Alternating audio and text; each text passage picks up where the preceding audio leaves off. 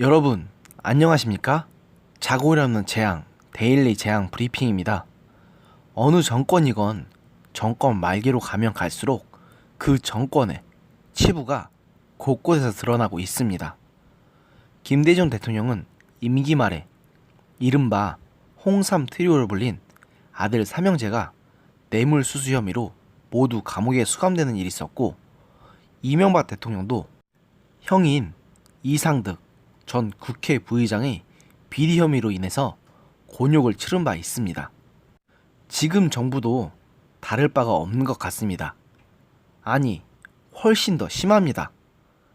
먼저 지금 정부가 원전 산업까지 망가뜨려가며 밀어붙였던 탈원전 정책은 알고 보니 지금 정부를 뿌리채 뒤흔들 수 있는 초대형 비리가 연루되어 있는 정책이었음이 드러났습니다.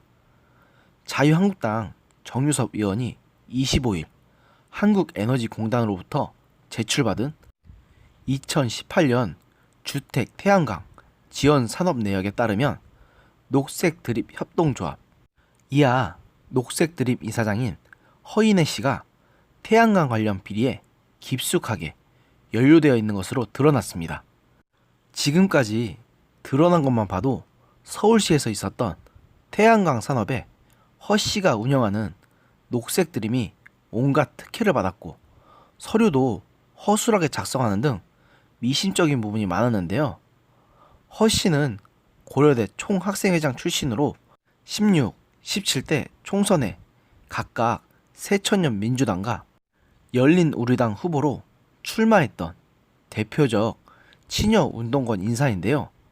안 그래도 태양광 산업에서 친여 시민단체와 운동권 인사들이 운영하는 협동조합이 정부 지자체의 보조금을 싹쓸이한다는 논란이 끊이지 않았는데, 이번에 이게 실체로 드러난 만큼 결코 쉽게 수면 밑으로 가라앉을 것 같지는 않습니다.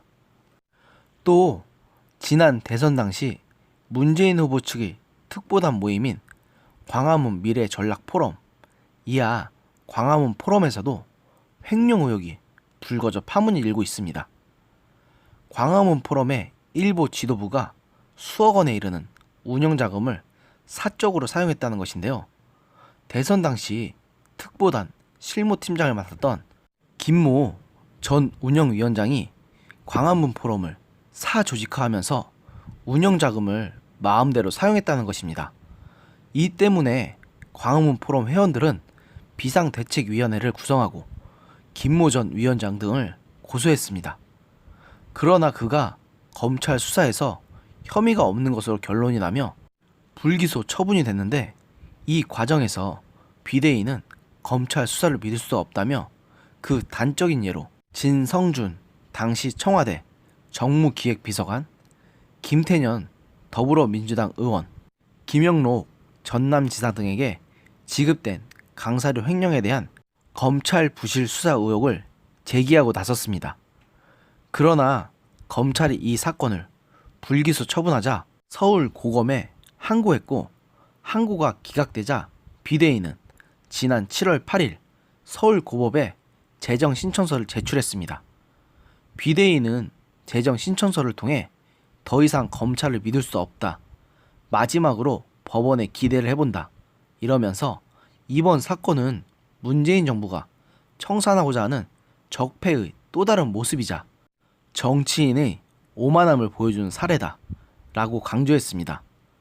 또한 김 전 위원장이 광화문 포럼 창립 당시에 대선 특보들이 명부를 무단 반출하는 등 개인정보보호법을 위반한 의혹도 제기돼 사태가 쉽게 가라앉기는 힘들어 보입니다.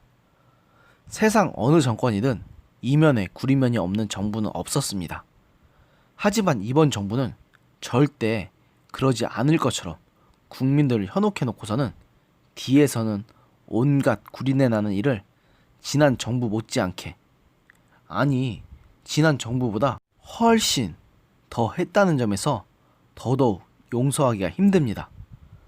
안 그래도 현실성 없는 정책을 밀어붙여서 우리나라 원전 산업을 완전히 파탄내놓고 한전을 적자 공기업으로 전락시킨 것도 용서받기 힘든 잘못인데 여기에 자기네 편만 챙겨주는 역대급의 비리가 같이 있었다는 점에서 저는 더더욱 지금 정부를 용서할 수가 없습니다.